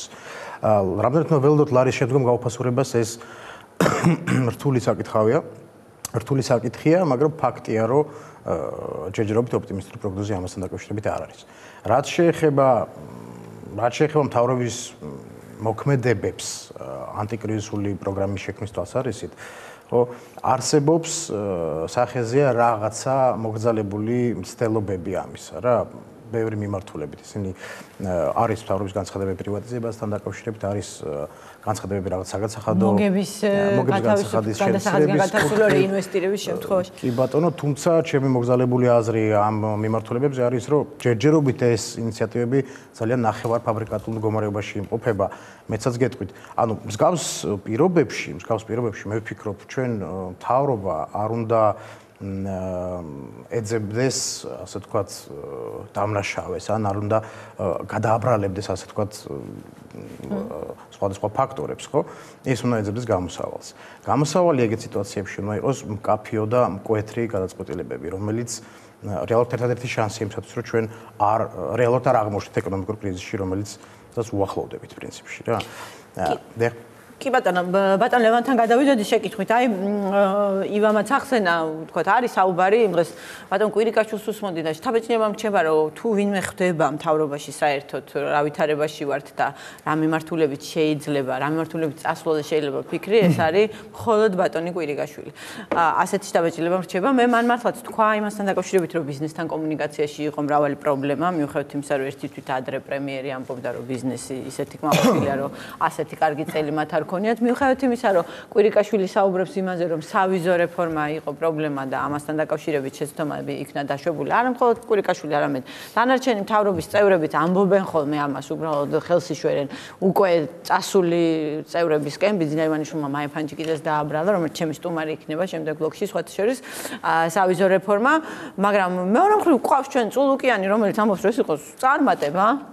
მის გამო გვაქვს ჩვენ საერთოდ აი წარმატება ბრუსელში, მის გამო რომ 42000 ეგვიპტელი, ერაყელი, ირანელი და კიდე აღარ მახსოვს ჩინელი შეავიწროვა და რეალურად კარგი დავანებოთ თავი განცხადებს ხა წულუკიანის ეს, როდესაც გავიდა სავიზო რეგულაციების გაუქმების საკითხი კომიტეტზე, კომიტეტმა ჩააგდო და ეხა ერთია რას ლაპარაკობ, მეორეა რას აკეთებ, ხო? რამდენად ხედავთ რაღაცა ჰარმონიას მთავრობის საუბრებსა, თუნდაც აი ყველაზე ესეთი საღი, თქო, წინადადებები რო ავიღოთ და მთავრობის მოქმედებებს შორის. გარკვეულწილად გეთანხმებით. დღეს მთავრობაში არის გარკვეული პრობლემა კოორდინაციის და ერთიანი პოზიციის სწორად წარმოქმნის. მე ივას აბსოლუტურად დავეთანხმები, ამ შემთხვევაში ძალიან მნიშვნელოვანია ის თუ რა უნდა გაკეთდეს და რამდენად ადეკვატური იქნება ის ნაბიჯები, რომელიც დღეს მეხსენებული მაგალითად ბატონი კვირიკაშვილის მიერ იყო წარმოქმნილი. რაც თავისთავად კონცეპტუალურად, მოდი ვთქვათ, არის სწორი. ის რომ სავალუტო კრიზისის პირობებში ნომერ პირველი გასაკეთებელი არის ქამრების შემოჭერის პოლიტიკა, აქტიური საინვესტიციო პოლიტიკა, აქტიური პრივატიზაცია და გადასახადების შემცირება. ამაზე ბატონმა კვირიკაშვილმა ისაუბრა და გაჟღერდა ის ძირითადი მიმართულებები, რომელიც საფუძვლად უნდა დაედოს ეგრეთ წოდებული სტაბილიზაციის გეგმას. მაგრამ მეორე საკითხი უკავშირდება თავად დასაგეგმი და განსახორციელებელი ღონისძიებების მასშტაბის ადეკვატურობის და დღევანდელ კრიზისთან, სავალუტო კრიზისთან და ზოგადად გართულებულ ეკონომიკურ მდგომარეობასთან ადეკვატურ შესაბამისობის საკითხს. იმიტომ რომ სრულად შესაძლებელია ჩვენ კონცეპტუალურად სწორად დავგეგმოთ ღონისძიებები და მე ვაღიარებ, ასე ვთქვათ, ჩემს სიმპათიას გამოვხატავ იმ ასე ვთქვათ პრიორიტეტებთან დაკავშირებით, რაც ბატონი კვირიკაშვილის მხრიდან იყო გაჟღერებული, მაგრამ უკვე მეორე საკითხია ამ პრიორიტეტების რეალურ გეგმად ქცევა და განხორციელება, იმიტომ რომ თუ ჩვენ ფორმალურად განვახორციელებთ პრივატიზაცია, თუ ჩვენ ასე ვთქვათ გამოვაცხადეთ აქტიური პრივატიზაცია და პრივატიზაცია ფორმალურად ჩავატარეთ, მათ შორის აქტიური საინვესტიციო პოლიტიკა ვერ შედგა და შესაბამისად ის გადასახადებთან დაკავშირებული ასე ვთქვათ ბენეფიტები, რომლითაც ჩვენ საზოგადოებას პირდებით, ესეც ფორმალურად ვიქნებ, ბუნებრივია შედეგი არ იქნება. ამიტომ დღეს მნიშვნელოვანია ის, რომ კონცეპტუალურად სწორად დასმული საკითხი, რაც გაჟღერდა ბატონი კვირიკაშვილის მხრიდან, რეალურ გეგმაში ადეკვატურ და რეალურ მასშტაბებზე იყოს მორგებული. ამ შემთხვევაში ძალიან მნიშვნელოვანია, რომ ის ქამრების შემოჭერის პოლიტიკა, რაც გაჟღერდა, მართლა ქამრების შემოჭერის პოლიტიკა იყოს, მე მაგალითად არ მოვერიდებოდი და ვიტყოდი რომ პირიქით უფრო თამამები უნდა ვიყოთ, უფრო გაბედულები უნდა ვიყოთ და უნდა დავიწყოთ საუბარი მათ შორის სოციალური პოლიტიკის გარკვეული კომპონენტების პრიორიტეტის გადახედვაზე. ეს არის ძალიან მნიშვნელოვანი ტვირთი. რამდენად გაუძლებს პოლიტიკურად ამას მთავრობ? მოდით მე ეკონომიკაზე ვისაუბრებ. პოლიტიკა ჩემი ინტერესის სფერო ამ ეტაპზე არ არის, თუმცა ვერ მიჯნავ ხოლმე ხანდახან ეკონომიკაზე და პოლიტიკაზე. მეორე პრივატიზაციის საკითხი. აქაც ძალიან თამამები და გაბედულები უნდა ვიყოთ. თავარი ამოსავალი წერტილი ჩვენი ხელისუფლებისა უნდა იყოს ის, რომ ხელისუფლების საქმე არ არის ბიზნესი და ზოგადად სამეურნეო საქმიანობა. ეს უნდა აკეთოს ბიზნესმა. აბსოლუტურად ყველა ის აქტივი, მსხვილი აქტივი, მათ შორის პოსტა, წილები, მაგალითად თელაში და ასე შემდეგ, მაქსიმალურად სწრაფად უნდა იყოს პრივატიზებული. კერძო სექტორში გადაცემული. მე კიდე უფრო თამამი ვიქნები და ვიტყვი რომ არ ვიცი ხა ძალიან ბევრისთვის შესაძლებელია ეს მიუღებელი იყოს და არაპოპულარული თემა იყოს, მაგრამ მე მაგალითად 2015 წელს დავიწყებდი საუბარს, ყოველ შემთხვევაში საჯარო მსჯელობას, განხილვებს, ბიზნესის აქტიური ჩართულობით ამ თემაზე საუბარს, პრივატიზაციის თემა რკინიგზასთან. რამდენად ეფექტურად შეიძლება იყოს დაგეგმილი და გამოყენებული ეს საკითხი. თუმცა ეს არ ნიშნავს იმას, ზოგიერთებს რომ წარმოუდგენიათ, რომ ქართული მიწა თავის ლიანდაგებიანად იყიდება, არსებობს ძალიან ბევრი საინტერესო მოდელი, როცა მიწა და ლიანდაგი მაგალითად სახელმწიფო საკუთრებაშია და თავისუფალი დაშვება, ანუ კონკურენტული გარემოს შექმნა სარკინიგზო გადაზიდვებზე, ასე რომ მოკლედ შევაჯამებ. თავარი ახლა არის ის სწორად დაგეგმილი და სწორად გაცხადებული პრიორიტეტები საქმეში რამდენად ადეკვატურად. რამდენი ხანია უკვე აი რამდენი რამ თვეებია უკვე რაღაცა 3-4 თვე გავიდა უკვე, მას შემდეგ ახალი წლიდან მოყოლებული 3 თვე გავიდა, მას შემდეგ რაც ხედავთ რომ აი ამ სიტუაციაში ვართ და დასაგეგმია. ქამრები არის შემოსაჭერი, ამ დროს ვიგებთ რომ გასულ კვირაში 180,000 ლარის გადარიცხვა განხორციელდა პრემიერისთვის ლოგინის და რბილის კამების შესაძენად, მაშინ როდესაც თან აი რაღაცა ირონიაა ეს რაღაც მერფის კანონი მოშავობს თითქოს, იმიტომ რომ ხადურს ქონდა მანამდე ნათქვამი რომ რბილავეჯზე უარი უნდა ვთქვათო და რა ხდა უცებ აზრმე. აბსოლუტურად გეთანხმები, თამარ, დროის ფაქტორი არის ძალიან მნიშვნელოვანი. ხა ჩვენ ვსაუბრობთ პრივატიზაციაზე და მოლოდინი, როგორც ბატონმა კვირიკაშვილმა განაცხადა. რა აზრი აქვს თქვა კვირიკაშვილმა რომ აი ეს არის პრობლემა და ეს უნდა გამოსწორდეს. ამ დროს კომიტეტზე ამას აგდებენ რა. აი ეს არის სწორედ პრობლემის არსი, რომ ამაზე პასუხისგებლობა უნდა იყოს მთავრობამ და ეს უნდა გაიტანოს. მაგრამ მთავრობის პასუხისგებლობის აღება, მხოლოდ მთავრობის პასუხისგებლობის აღება საკმარისი არ იქნება. ეს არის აუცილებელი, მაგრამ არა საკმარისი პირობა. აუცილებლობას და საკმარისობადობას ამისას განსაზღვრავს, თუ პარლამენტი ადეკვატური იქნება თავის მოქმედებით. ძალიან მნიშვნელოვანია ის, რაზეც აქ ითქვა. და ბიძინა ივანიშვილი რას ფიქრობს მთავრობის მოქმედებებზე ზოგადად ან პარლამენტში, მაგას ამას ეს არ არის მნიშვნელოვანი. არ ვიცი, მე ვერ გეტყვით რამდენად მნიშვნელოვანია ეს პარლამენტარებს კითხვით, დაუსვით კითხვა. მე ვამბობ იმას, რომ ძალიან მნიშვნელოვანია აი ეს კონკრეტული თემა დაკავშირებული მაგალითად სავიზო რეგულაციებთან. მე მაინც მგონია, რომ თავი და თავი პრობლემის არის ის, რომ ჩვენ პოლიტიკურად ეს ნაბიჯი სავიზო რეგულაციების გამკაცრება, როგორც არასწორი ნაბიჯი, როგორც შეცდომა არ ვაღიარებთ. მე მგონია, რომ ჩვენ გვაქვს გარკვეული, ასე თქვა, ტექნიკური წუნები დიპლომატიურად რომ ვთქვათ და ამ ტექნიკური წუნის აღიარებით იწყება ამ ტექნიკური წუნის მოგვარება. ის რომ ბატონმა კვირიკაშვილმა აღიარა რომ ეს იყო შეცდომა, ესეც კარგია, მაგრამ პარლამენტს ეს ჯერ არ უღიარებია. აქედან გამომდინარე, მე მაინც მგონია რომ ადეკვატურები გავხდებით მხოლოდ მას შემდეგ, რაც სწორად დაგეგმილ ღონისძიებებს ადეკვატურად განვახორციელებთ და ვიტყვით იმ შეცდომებს, რა შეცდომებიც გვაქვს დაშვებული. კი ბატონო, ზაზა, თუ შეიძლება კითხვასაც დავსვამ ბარემ და შეგიძლია რეპლიკაც გააკეთო. ანუ რატომ ვერ ხერხდება შენი აზრით ის რომ აი ერთი მინისტრი ერთი ძახის, მეორე მინისტრი მოსამართლებს პარლამენტში შედის, მე თითქოს კრიზისიდან გამოსვლის ერთ-ერთ გზად სახავდნენ ამ სავიზორებულმა, ამ დროს ჩავარდა კომიტეტზე საერთოდ სავიზო რეგულაციების გაუქმების ძალიან ბევრი გამიგროვა და აი უცბად სათქმელი ამ თემასთან დაკავშირებით ესე იგი. და რა ხდება, ანუ რატომ ვერ ხერხდება თავის მობმა იმაზე, რასაც თვითონ ვერ ამბობ. სავიზო ანტირეფორმაზე ეს არ იყო ტექნიკური წუნი. სავიზო რეფორმა იყო ქართული ოცნების პოლიტიკის და იდეოლოგიის ლოგიკური შედეგი და ლოგიკური დასასრული რაღაცა სფეროში, ხო? ის, რასაც კვირიკაშვილი ამბობს, ეს არ არის ქართული ოცნებისთვის ტიპიური ორგანული სტეიტმენტი. ანუ ეს ადამიანი ხვდება, რომ ეს არის პირდაპირ თქვა სისულელე, მავნებლობა და ამას ამბობს გამდაობის რადოზაც ყოფნის და საბედნიეროდ ყოფნის და ამას ამბობს, მაგრამ პარლამენტში იმიტომ არ გადის, რომ იმიტომ კი არა ტექნიკური ხარვეზე იყო. იმიტომ რომ ეს ეწინააღმდეგება ყველაფერი იმას, რასაც ეს პარლამენტარები, ეს უმრავლესობა, რასაც იზიარებს მათ სოფხედველობას, მათ მრწამს ეწინააღმდეგება. ანუ ისინი შინაგანად არიან, ну, ჩემი ღრმარწმენი და ეს გამოიხატება ძალიან ბევრ რაღაცაში, არიან ქსენოფობები, ისინი თვლიან, რომ ქართული მიწა იყიდება უცხოელებზე, ისინი თვლიან, ხა პრივატიზება იყო ნახსენები, ხო? ისინი მოვიდნენ იმ პლატფორმით, რომ ჩვენი სტრატეგიული ბჭყალებში ობიექტები თურმე გაასხვისა წინა ხელისუფლებამ, რომ როგორ გვინდა ჩვენ რომ ამ ხალხმა გადადგას დღეს სწორი ნაბიჯები და აღიაროს ის ტექნიკურ შეცდომად ის, რაც სინამდვილეში არის მათი მრწამსი, მათი იდეოლოგია, ის პლატფორმა, რომელთაც ისინი მოვიდნენ. თუ ისინი ამას ყველაფერს შეცვლიან, მაშინ გამოდის, რომ ჩვენ უბრუნდებით იმას, რაც ჰქონდა 2012 წლამდე, რასაც ესენი ბუნებრივად ვერ გააკეთებენ. ეხლა ეს ერთი საკითხი, მეორე საკითხი, რაც მე გავიგე ბატონ ლევანი, ხო, თქვენი სახელი. გავიგე მე აქამდე გამიგია ბოლო დღეებში რამოდენიმეჯერ და მეგონა რომ ეს უბრალოდ რამოდენიმე კონკრეტული ადამიანის მოსაზრება იყო და დღეს ხვდები რომ დიდი ალბათობით შეიძლება ის სწორედ ის აქცენტია რომელსაც ბატონი ბიძინა საუბრობს ხოლმე ივანიშვილი რომ ჩვენ აქცენტები სწორედ უნდა დავსვა და შეიძლება ეს ცენტრალიზებული ასე ვთქვათ მიმართულება არის. საუბარი არის რომ თურმე ეს პრობლემები არის კოორდინაციის პრობლემების შედეგი. ერთ-ერთმა თანამოსაუბრემ ამ რამოდენიმე დღის წინ მითხრა რომ უბრალოდ აი ჩვენ პრობლემა გვაქვს თითქოს დირიჟორი არ ყავსო ორკესტრიო. მე უფრო ამას შევადარებდი ჩვენ ორკესტრში დირიჟორი კი ყავს, მაგრამ ამ დირიჟორმა არის ის მუსიკის არცერთი ჟანრი.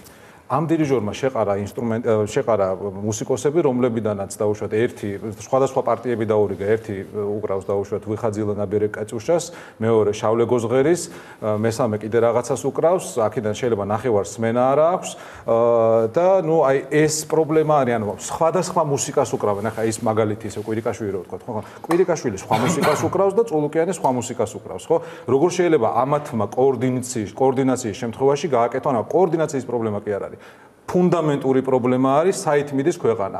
პრივატიზაცია არის სწორი, თუ მეტი სახელმწიფო დაუშვათ დერეგულაცია არის სწორი, თუ ნაციონალიზაცია. ხო, ანუ აქ ფუნდამენტურად უნდა ჩამოყალიბდეს ოცნება და ვიმეორებ კვირიკაშვილის პოზიცია, რომელიც ყველაზე ახლოა საღაზრთან, არ გამოხატავს მართველი პოლიტიკური ძალის პოზიციას. და თქვენ რო იკითხეთ რომ რატო არ აკეთებს პარლამენტი, იმიტომ რომ ისინი არიან საკუთარი მწარფის შეზღუდული. ხა როგორ წარმოგიდგენიათ ბესელიამ და ფოფხაძემ დაუშვათ გააკეთონ რაიმე განსხვავებული იმისგან, რასაც ისინი აკეთებენ დღემდე. კარგი, აი პარლამენტთან რომ მოვიდეთ ისევ, დიაგო, როგორ ფიქრობ, რა საკანონმდებლო აქტები უნდა გაუქმდეს იმისთვის, აი ნუ გვახსოვს ჩვენ ეს რაღაცა მთელი რაღაცა რეგულაციების მთელი კასკადი, რაც მიიღო ახალმა ხელისუფლებამ, ახალმა კი არა, უკვე ძველმა ხელისუფლებამ, მას შემდეგ რაც 2012 წლის არჩევნების შემდეგ ხელისუფლებაში მოვიდა. პირველ რიგში რეები უნდა გაუქმდეს, ან რა შეიცვალოს, ანუ ის საკანონმდებლო რეგულაციები, ის რეგულაციები, რომელმაც ეკონომიკის განვითარებას შეუშალა ხელი. პირველი სანამ რამე კანონს ხელს მოვკიდებთ, მანამდე რაც უნდა გავაკეთოთ ის არის რომ დავწმუნდეთ რომ პრობლემა გვაქვს. თორე ჩვენ დღეს ხო პრობლემა არა გვაქვს, თავრობა ამას გვეუბნება რომ პრობლემა არ გვაქვს. შესაბამისად, რასაც არ უნდა მოვკიდოთ ხელს, სწორად არ მოვკიდებთ ხელს. აქედან გამომდინარე პირველი ეს არის რომ ამაში დავრწმუნდეთ. როგორც კი ვაღიარებთ რომ რაღაცა პრობლემა გვაქვს, მე გამოჩნდება გზები. ახლა აქ ბევრი მოსაზრება წარმოითქმება ამ ამბავთან დაკავშირებით. მე არ მეგულება ვთქვათ 1, 2, 3 ესეთი კანონი, რომელიც აუცილებლად უნდა გაუქმდეს. ან ვთქვათ და ეს უშუალო სიტუაციას და ეს პანაცეა დავდოთ. არ არსებობს ეგეთი რაღაცა უბრალოდ ბუნებაში. არც ერთი 3 კანონის მიღება არ გააფუჭებს საქმეს, ვთქვათ. და მით უმეტეს არ გამოასწორს. გაფუჭებით კიდე შეიძლება გააფუჭოს. ასე არა, მაგრამ რაღაც დონეზე. პირველ რიგში უნდა შეიცვალოს პოლიტიკა. ანუ კანონი ხო პოლიტიკის ნაყოფია, ახლა კანონი ხო საიდანაც არ მოდის, მართლა ვიღაცა ხო ზეციდან ხო არ გვაძლევს ამ კანონს. პირველი არის პოლიტიკა უნდა შეიცვალოს. რა არის ეს პოლიტიკა, რაც უნდა შეიცვალოს? პოლიტიკა რაც უნდა შეიცვალოს, პირველი ის არის რომ ჩვენ ინვესტორი აქ არ გულისხმობ მხოლოდ და მხოლოდ უცხო ქვეყნის მოქალაქეს და ინვესტორი ამას არ ნიშნავს. მათ შორის ამ ქვეყნის მოქალაქე არ უნდა იყოს ჩვენი მტერი. ანუ ჯერ ერთი პირველი სახელმწიფოს მტერი, მერე უფრო ვიწრო თუ ჩავალთ ადმინისტრაციული ორგანოების მტერი. რას ნიშნავს ეს? დღეს მაგალითად თქვენ ნახავთ, ერთი უცხოელების თემაზე აქ იმდენი ლაპარაკეს, მე აღარგეს, მეგონი აქ ამას საუბარი. ნახავთ ადმინისტრაციულ ორგანოებში ვადაგასულ საქმეებს, რომელსაც შეტანილი აქვს ადამიანს, რაღაც პროექტი აინტერესებს. მცირე დიდი მნიშვნელობა არ აქვს, ყველა თანაბრად არის საჭირო. მაგრამ უბრალოდ პასუხი არ არის გაცემული. მე წინა აქ იმის დროს მოვიტანე მსგავსი მაგალითები, ყველას გაცნობა ბოლომდე ვერ მოასწარეთ, მაგრამ და ეს არ არის პრობლემა. ანუ მე მუშაობდი საჯარო სამსახურში და ვიცოდი რომ რაღაცა ვადა რომ მოვიდო და ვხედავდი რომ ეს იყო პრობლემა. ჩვენ ელექტრონულ პროგრამაში შევმუშავეთ ესეთი რომ როგორც კი ვადამდე 1 დღე 2 დღე დარჩებოდა, ის ანთებდა სპეციალურ ნიშანს, ალარმი ინთებოდა, სადაც ვიცოდით რომ ეს უკვე პრობლემა იყო. აი მსგავსი ტიპის პრობლემას დღეს ვერ ვხედავ. ანუ დღეს არ არის მნიშვნელოვანი ვადა გადაცდება თუ არა. სამართალი ვადის გადაცილების გამო არ ქმნის არაფერ დიდ ქვეყანას არ აქცევს. უბრალოდ ის ზოგადად საბოლოოდ ქმნის პრობლემას. რატო ქმნის პრობლემას? ინვესტორი რომელიც რაღაცას ელოდება, თქვათ, ნებისმიერი ადამიანი ჩვენ რო რაღაცას ვაკეთებთ, ჩვენც რაღაცა ფორმით ვართ ინვესტორები, როცა რაღაცას ვახორციელებთ, ხო? ელოდება რაღაცა ვადის გასვლას. ეს მექანიზმი ეს მექანიზმი როგორც კი მოიშლება უკვე ჩათვალეთ რომ კითხაობას ემსგავსება რაღაცები. ეს ერთი. მეორე ჩვენ აუცილებლად უნდა შევხედოთ ლიბერალურად გარკვეულ საკითხებს. ანუ მე არ მჯერა ქამრის შემოჭერების. ეს წინა ხელისუფლებაც იძახდა ამას, როგორც ასეთი, მაგრამ წინა ხელისუფლების წარმატება შემოჭერილი ქამარი არ ყოფილა. ომის მერე ჩვენ გვახსოვს რომ იყო ეს ლაპარაკები. შემოჭერილი ქამარი არის ის რომ თქვათ მინისტრმა მოიკლოს 1000 ლარი, ეს არ არის სერიოზული ამბავი. სამინისტრო რომ გაუქმდეს. სამინისტრო ამ უკვე ეს არ არის ქამრის შემოჭერა, ეს უკვე არის ახალი საჯარო მენეჯმენტი, ეს არის უკვე მცირე მთავრობის იდეა. ეს არის აბსოლუტურად სხვა რამე. მცირე მთავრობის იდეა, მე გასაგებია ორივე ხელით მესალმები, ახლა როგორ შეიძლება ამაზე მე თქვენთან ვიკამათო აქ. საქმე იმაშია რომ მე ამის არ მჯერა, რომ ამ მთავრობას რომელიც ჩვენ დღეს ვყავს, მცირე მთავრობის იდეის განხორციელება შეუძლია. მე არა ვარ სტატისტიკა სამწუხაროდ არ მაქვს, მაგრამ დარწმუნებული ვარ, მთავრობის როგორც სამინისტროების რაოდენობა არ შემცირებულა, ისევე არც საჯარო სამსახურში დასაქმებულ ხალხთა რაოდენობა არ შემცირებულა. პირიქით გაიზარდა. თუ ჩვენ ეს მთავრობა თუ დაიწყებს ამ ლაპარაკს, რომ იცი მე ახალ მენეჯმენტზე გადავდივარ და ანუ ვიწყებ შემცირებას, სახელმწიფო მმართველობის შემცირებას, აქ პირველი საფრთხე იქნება ის, რომ გაუშვან ის ხალხი, რომელიც მათ არ მოწონთ. ანუ რა იწევს ამას? ამას იწევს პირველ რიგში ნდობა, რომელსაც ჩვენ ფლანგავთ ყოველდღიურად. ანუ ეს მთავრობა ხო ნდობას ფლანგავს, მაშინ როდესაც ნებისმიერი აი ერთი გახმაურებული საქმე, არ მინდა ახლა სახელგვარები დავასახელო, მაგრამ ერთი ახალ დანიშნული კაცი, რომელსაც მე დაიჭერენ თამის აღებაზე, თქვათ და 2 და 3 უფრო მეტად კიდე. ხარჯავს მთავრობის ნდობას ახალ კადრებთან დაკავშირებით, ახალ რეფორმასთან დაკავშირებით. შესაბამისად, ახალი საჯარო მენეჯმენტის იდეას მივესალმები, მაგრამ რასაკვირველია, გაცილებით უფრო ფრთხილი ვიქნები დღეს. ამის შეფასებისას ეს რო დაიწყოს მთავრობამ. ვიდრე ვიქნებოდი თქვათ 2 წლის წინ. და რაც ყველაზე მთავარია კიდე, ჩვენ უყურებთ მთავრობის დიპტორიკას, ხო? უყურებთ ამ ხალხის დიპტორიკას, უყურებთ თუ როგორ ინიშნებიან, რა მოყვება თითოეულ ატესტაციას. მე ვიღაც ჟურნალისტები ამოწმებენ, უსვამენ კითხვას. იცი თუ არა, როდის მიიღეს საქართველოს კონსტიტუცია, არის პრობლემები ამ კითხვასთან დაკავშირებით და კიდე სხვა კითხვებთან დაკავშირებით. ჩვენ ახლა ერთ დღეს გგონია, რომ ეს ყველაფერი შეიცვლება? თუ გგონია, რომ რაღაცა Deus ex machina არსებობს, უცბად ჩამოვა და ყველა მთავრობის წევრი სხვანაირ ლაპარაკს დაიწყებს. ყველაზე დიდი პრობლემა ზუსტად ეგ არის. ანუ ნდობის, როგორც მე მაქვს ხო შემცირებული ნდობა რაღაც თვალსაზრისით. შეიძლება სრულად ბანკროტი არ არის ჯერ მთავრობა ყველას თვალში, ხო? მაგრამ ნდობა არის ძალიან შემცირებული. ამ ნდობის აღსადგენად აქ ითქვა და მე აბსოლუტურად ვეთანხმები იმას, რომ საჭირო არის ძალიან რადიკალური ნაბიჯები. ძალიან რადიკალური ნაბიჯი არის შეცდომის აღიარება. ყველა მთავრობის ყველაზე რადიკალური ნაბიჯი ყოველთვის არის შეცდომის აღიარება. ნუ ეს ასე არის ხოლმე. და თუ ამას არ ვაღიარებთ, ისე რა მნიშვნელობა აქვს დაწყებას. ყველაფერი თუ ნაციონალების ბრალია. ნაციონალები იქნებიან ჯერ კიდე, ხო? და უნდა იყვნენ კიდეც როგორც ჩანს. ხო, დიაგო, შეიძლება ერთ ნიუანსს ისევ გავუსვა ხალხს. შეცდომა შეიძლება იყოს კონკრეტული ნაბიჯი, მაგრამ ხო ვერ აღიარებ, რომ შეცდომა იყო ის, რისიც მჯეროდა. ეს არის პრობლემა. ხო, არა, იმასაც ვაღიარებ, რომ მე ჯეროდა ეს იყო შეცდომა და ხო. რამდენი რამე იყო, რისიც ჯეროდა, თან იყო რუსეთთან დალაგება, კომუნალური გადასახადების შემცირება, იქ რაღაცა პენსიების გაორმაგება, საარსებო მინიმუმის გაზრდა, კომუნალურ გადასახადებში ეგვირა ბენზინის რაღაცა ლარი დაკლება, იქ რაღაცა უცხოელები რო საქართველიერი რო არავის მოსამსახურე არ დაყო თელი ეს რომელიც განსაზღვრავდა ფასებს სხვადასხვა პროდუქციაზე, მაგალითად, რომელიც დღემდე არავის არ აღმოუჩენია. ის რო არსებობდნენ კარტელები, კარტელური გარიგებები იყო, რომელიც დღემდე არავის არ აღმოუჩენია, იმიტომ რომ თუ აღმოაჩინეს ხოლმე შემცირებულიყო ეს ფასები რამეზე. ხო? ასეთი არ მომხდარობა ისიც პრეტენზიაც კი არ გაცხადებულა, რომ აი რაღაც ეჭვი გვაქვს, რომ აი აქ იყო კარტელური გარიგება. აი ეს ყველაფერი თავიდან ბოლომდე იყო შეცდომა. აბსოლუტურად გეთანხმებით, ეს ცხადია რომ შეცდომა იყო, რომელიც არ აღიარებულა, შესაბამისად ჩვენ რაღაცა ახალს ვაკეთებთ აღიარების გარეშე, ხო? და რეალურად ვამბობთ, აბა იმას რა ხდება, ის ძველი რამშვებით, ის არც შეცდომა არ იყო, ხო? თან კარგი არის, თან რაღაცას ვაკეთებთ, რომელიც იმას ეწინააღმდეგება. ნუ შესაბამისად, ეს ყველაფერი ჩემი აზრით ნდობის ნაწილში არის ძალიან პრობლემური და ნდობის გარეშე უნდა დაიწყოს ყველაფერი შესაბამისად. ნდობის გარეშე არ ხდება ქვეყნის აშენება. ქვეყანა უნდა აშენოს იმ ხალხმა, რომელიც ენდობა მთავრობას, ან მთავრობა არ აშენებს ქვეყანას, აშენებს ხალხი, რომელიც ენდობა მთავრობას. თუ ჩვენ მთავრობას არ ვენდობით, მეც, ზაზაც, ლევანიც, იუაც, ანუ ჩვენს რესურსებს არ დავხარჯავთ ბოლომდე, ვიქნებით ფრთხილები და ჩვენს რესურსსაც გვაქვს დანაზოგი, თქვათ, ესე თამამად არ ვანდობთ მთავრობას ამის ბედს, ანუ ან გავიტანთ საზღვარგარეთ იქ დავიწყებთ ამაზე ლაპარაკს. ხოლო აი ბრო შევაჯამოთ კანონს რაც შეეხება იდეაში, მე მგონია რომ კანონზე თავარი კანონის პრობლემა არ არის. ბევრ საკითხში კანონი საერთოდ არ შეცვლა. უბრალოდ პრაქტიკა შეიცვალა. მაგალითად, მშენებლობის ნებართვასთან დაკავშირებით კანონმდებლობა არ შეცვლა. მაგრამ ჩვენ გვაქვს პრობლემური кейსები გაცილებით უფრო მეტი. იგივე ვიზებთან დაკავშირებითაც კანონმდებლობის ცვლილებაზე უფრო მეტად შეიცვალა პრაქტიკა. და არა მხოლოდ კანონმდებლობა. კანონმდებლობა შეიცვალა, კი ბატონო, მე ამაზე არ ვდავობ, მაგრამ კანონმდებლობა, ახლანდელი კანონმდებლობითაც რაღაცაში დაებით უკეთესი მუშაობა შეიძლება. კი ბატონო, ივა, ძირითადად ანუ რაც მესმის მთავარი საყვედური არ აქვს მნიშვნელობა, ქუჩაში გადიხართ, ეს არის გაჩერდა ბიზნესი, გაჩერდა, აი სტაგნაცია, ის განცდა, მაგ განსაკუთრებით ახლა უამრავ ბიზნესმენს ვიცნობ მეც, ხო, ახლა როგორც წესი, იშვიათად რომ ბიზნესმენი გამოვიდეს და პოლიტიკურ თოქ-შოუში მიიღოს მონაწილეობა, ან მთავრობას გააკრიტიკოს, იშვიათად ხდება ასეთი რამე, ეს იგივე ხდებოდა. ხო, არც არასდროს არ ხდებოდა. უახლოესი აცლეულის გამოვიდა. კი, და ალბათ დიდი ხანი არ და ამიტომ მეც ახლა ესე მირჩევნია ხოლმე რომ ეს კამერულ სიტუაციაში ვესაუბრ, რომ გამოვკითხო და ყოველგვარი რაღაცა მითითების გარეშე და განცდა ეს არის რა, რომ არაფერი არ ხდება, ფულის დახარჯვა რომც მქონდეს, მეშინია, იმიტომ რომ არ ვიცი რა მოხდება, რას იზამენ, რას ინიციატივა წამო. როგორ ფიქრობ, როგორ უნდა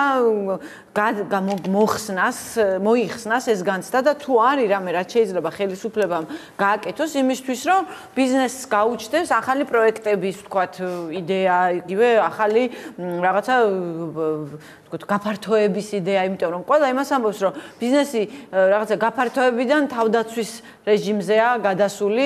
ყოველ შემთხვევაში, ვისაც მე ველაპარაკები, არ აქვს მნიშვნელობა საჯაროდ ისინი რას ამბობენ და ვთქვათ, რამდენად ერიდებიან მთავრობის კრიტიკას. ფაქტია, რომ პერსონალურ საუბრებში ეს ყველგან ჩანს. კი ბატონო, მე მგონი თავარი პრობლემა რაც დღეს სახეზე გვაქვს არის ხედვა და პრინციპში დღევანდელ დისკუსიაში უკვე განხილული იყო ეს საკითხი, რომ ერთი უწყება ერთისკენ, ასე ვთქვათ, მიყავს საქმე, მეორე უწყებას მეორესკენ. ხო, ანუ ხედვა ერთიანი, ხედვა არ არსებობს. შესაბამისად, აქედან გამომდინარე არ არსებობს თანმიმდევრული ნაბიჯები. ბიზნესისთვის ძალიან მნიშვნელოვანია, რომ ის გრძნობდეს მთავრობის მხრიდან არსებული პოლიტიკური, ასე ვთქვათ, ძალის მხრიდან, რომ მათ აქვს კონკრეტული ვექტორი, სადაც ისინი მიდიან, ხო? და მათი ნაბიჯები არის თანმიმდევრული. შესაბამისად, ჩვენ მხოლოდ ამის შემდეგ შეგვიძლია, რომ განსჭირტოთ და გავთვალოთ ჩვენი აქტივობები, ჩვენი მოღვაწეობა გრძელვადიან პერსპექტივაში. თუ ეს შეგრძნება არ არის, თუ ეს კომფორტი ბიზნესს არ გააჩნია, ძალიან რთულია რაიმე ახალ, ასე ვთქვათ, ინიციატივებზე ისეურო და რასაკვირველია ყველა რაღაცა, ასე ვთქვათ, კონსერვირებულ რეჟიმში აკეთებს თავის საქმეს. და არა მარტო შიდა ინვესტორი საქართველოში, არამედ გარე ინვესტორი გაცილებით უფრო მგრძნობიარეა ამ პროცესებისადმი, ვიდრე ჩვენი თანამემამულეები, რომლებიც რაღაც ბიზნესით არიან დაკავებულები, ხო? მათთვის ეს განსაკუთრებით გონეულია. ისინი ჩვენ ისედაც არ ვართ ახლა მაინდა-მაინც სოფლიოში საუკეთესო ბაზარი, მაგრამ ჩვენ გვაქვს პოტენციალი, რომ ჩვენ ვიყოთ საუკეთესო ბაზარი ჩვენს რეგიონში. რეგიონში მე საერთოდ არ მჯერა და ძალიან ხშირად მესმის ხოლმე რომ აი ნახეთ რა ხდება რეგიონში. ნახეთ ადრეშია რუსეთი, უკრაინა, თურქეთი კი რასაკურველია, ყველგან ეკონომიკური პრობლემებია. იმ დროს ქონდა საუბარი ჩემ კოლეგებთან მათ დაითვალეს 1 ტრილიონი დოლარით შემცირდა ჩვენი რეგიონის ეკონომიკა თურქეთის ჩათვლით. რამოდენიმე ასეული მილიარდი დოლარი კაპიტალი ქეში რეალურად ფული გაედინა რუსეთიდან, უკრაინიდან და სხვა ჩვენი სამეზობლოდან 1000 კილომეტრის რადიუსით. ხო, საწავიდა ეს ფული წავიდა საქართველოში. საქართველოს ქონდა, მე ვფიქრობ, რეალური შანსი დასავლეთისკენ რა, რეალურად ამერიკისკენ რა. ანუ ეს კაპიტალი წავიდა და სადღაც წავიდა, ხო, სწორია, წყალივით არის, ხო, სადღაც მიედინება. ის არ დარჩა საქართველოში, ანუ მისი მეასედიც კი ჩვენ გვეყოფოდა იმისათვის, რომ საქართველოს გქონდა სტაბილური ეკონომიკური მდგომარეობა. მიუხედავად იმისა, რომ ჩვენ ყველა წინაპირობა გქონდა და თვლი ოპტიმისტიკაცია, რომ კვლავ გვაქვს იმისათვის, რომ ჩვენ ამ კაპიტალის ნაწილი მაინც მოვიწვიოთ საქართველოში. თუნდაც ჩვენი საგადსახადო, ასე ვთქვათ, რეჟიმიდან გამომდინარე, უსაფრთხოების თვალსაზრისით და ბევრი სხვა კომპონენტებიდან გამომდინარე. ჩვენ ეს შანსი დავკარგეთ და შესაბამისად ის ადამიანები კვლავ რო გავიმეორო, ხო, ანუ ჩვენს რეგიონში ის ინვესტორები არიან, რომელსაც ესმით საქართველო, მათ იციან საქართველო, დიდი ნაწილი მათგანისთვის ეს ქვეყანა საყვარელი ქვეყანა არის მათ შორის და უბრალოდ ამ ხალხმა არჩია სხვა, ასე ვთქვათ, ადრესატი თავის კაპიტალის განთავსების. კი ბატონო, ბატონო ლევან, თქვენ დაგისმენთ ბოლოს შეკითხვაზე უნდა დავასრულო, იმიტომ რომ კიდევ ორი ბლოკი მაქვს მოგეხსენებათ, რომ საზოგადოება ივერია მოძრაობად გადაკეთდა და მესამე ბლოკში მათ უნდა ვესაუბრო მათი გეგმების შესახებ. ბატონო ლევან, აი ხედვის პრობლემაზე ისაუბრა, ივამ რეალურად პრინციპში ზაზამაც და იაგომაც იგივე თქვეს, იმიტომ რომ აქ არის ხედვის პრობლემასთან გვაქვს საქმე, რამდენად შეუძლია ხელისუფლებას იმის აღიარება, რომ აქამდე როგორც ხედავდა რაღაც მოვლენებს, ისე აღარ შეხედოს, ეს შეცდომა იყო და სხვანაირად. როგორ ფიქრობთ, გაქვთ ამისი უნდა გქონდეს იმის იმედი, რომ ხელისუფლება შეძლებს, რომ რაღაცა საერთო რაღაც ხედვაზე შეთანხმდნენ და დაივიწყონ თავიანთი, ვთქვათ, იქ არ ვიცი მე, რაღაცა ქვენაგრძნობები, უცხოელების შიში და რაღაცა ჩინელების შემოჭრესის და რაც ქვეყნის გადარჩენაზე იფიქრონ, იმიტომ რომ ახლა პრინციპში სკამის დაკარგვის შიშიც გაჩნდა, ხო, ჩინელების შიშთან ერთად, თქვათ, იგივე ზოგიერთი პარლამენტარის თავში. აბსოლუტურად გეთანხმებით, ხელისუფლებამ უნდა დაძლიოს ეს. თუ ჩვენ გვინდა შედეგზე ორიენტირებული, ასე ვთქვათ, პოლიტიკა და ის რაც იგეგმება იმან კონკრეტული შედეგი მოიტანოს, მაშინ ხელისუფლებას მოუწევს ამის გაკეთება.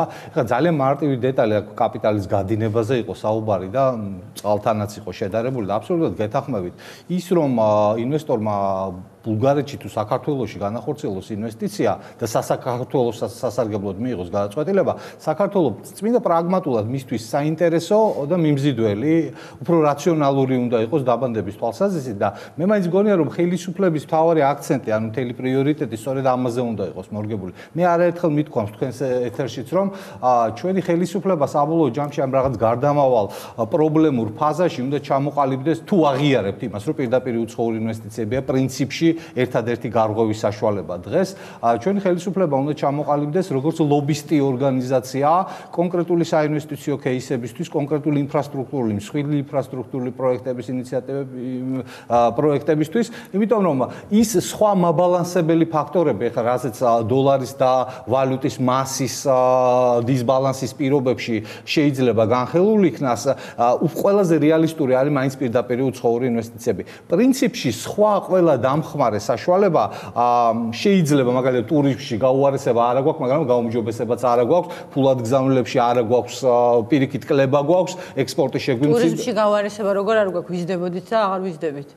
წმინდა ტურიზმის მონაცემებით, ანუ დახარჯული და საქართველოს შემოსული ფულის მიხედვით, ჩვენ კლება არ აქვს, მაგრამ კლება არ აქვს, არ ნიშნავს ნომინალური. და აქამდე ხო ქონდა?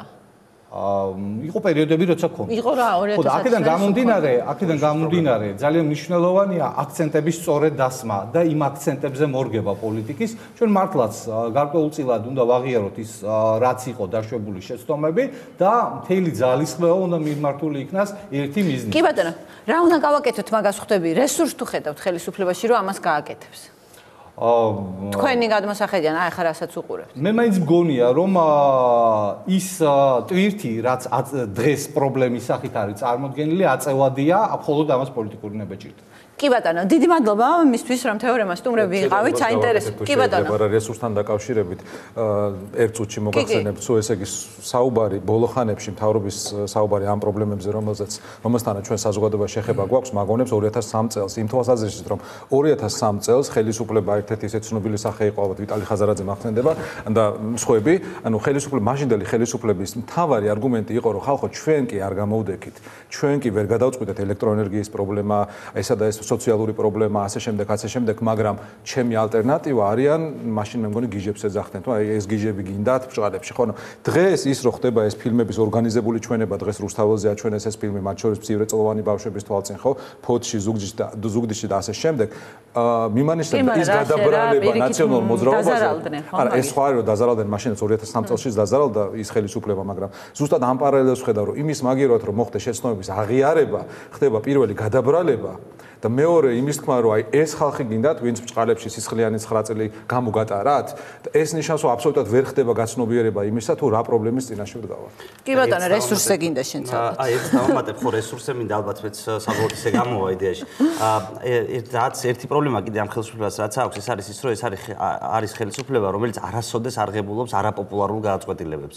ანუ მას ეშინია არაპოპულარული გადაწყვეტილებები. რატო ანტიდისკრიმინაციული კანონი ხომ მიიღო? ანტიდისკრიმინაციული კანონის შინაარსიც ვერ გაუგია ნახევარ საქართველოს ჯერჯერობით და ამიტომ შესაბამისად ის ვერ ჩავთვლით ჩვენ ისეთ ამას იმდენად არაპოპულარულ გადაწყვეტილებად რომ რამე გავლენა მოახდინოს ვინმეს რეიტინგზე. პირიქით ალბათ უფრო დადებით რეიტინგებზე აისახება საბოლოოდ. და დღევანდელ სიტუაციაში ქვეყანას სჭირდება არაპოპულარული გადაწყვეტილებები. როგორც იქნება სოციალურზე იქნა საუბარი, თქვათ იგივე საპენსიო ასაკის ქალების და კაცების გათანაბრებას უმცირე თანასწორობას თუ ლაპარაკობთ, მე მგონი ეს მნიშვნელოვანი ამბავი არის, თუნდაც პოზიტიური დისკრიმინაციის თვალსაზრისით. თვალსაზრისით, ასევე სხვა ბევრი ახლა უბრალოდ ამდენი დრო არ მაქვს მე ხვდები და ამიტომ ამას აღარ გავაგრძელებ. ქვეყანას აუცილებლად ჭირდება არაპოპულარული გადაწყვეტილებები. ეს ყოველთვის ჭირდება. ყველა მთავრობას უწევს თუ გვინდა რომ რაღაცა გავაკეთოთ. მოცემულ შემთხვევაში აი ზუსტად ამის პოტენციალს ვერ ხედავ ამ მთავრობაში, რომელიც არის ყველაზე ცუდი ალბათ.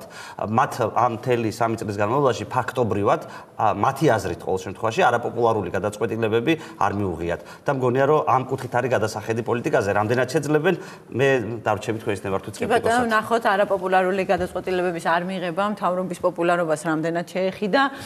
იმედია მალე იქნება საზოგადოებრივი აზრის კვლევები. დიდი მადლობა კიდევ ერთხელ იმისთვის, რომ თეორემას სტუმრები ვიყავით.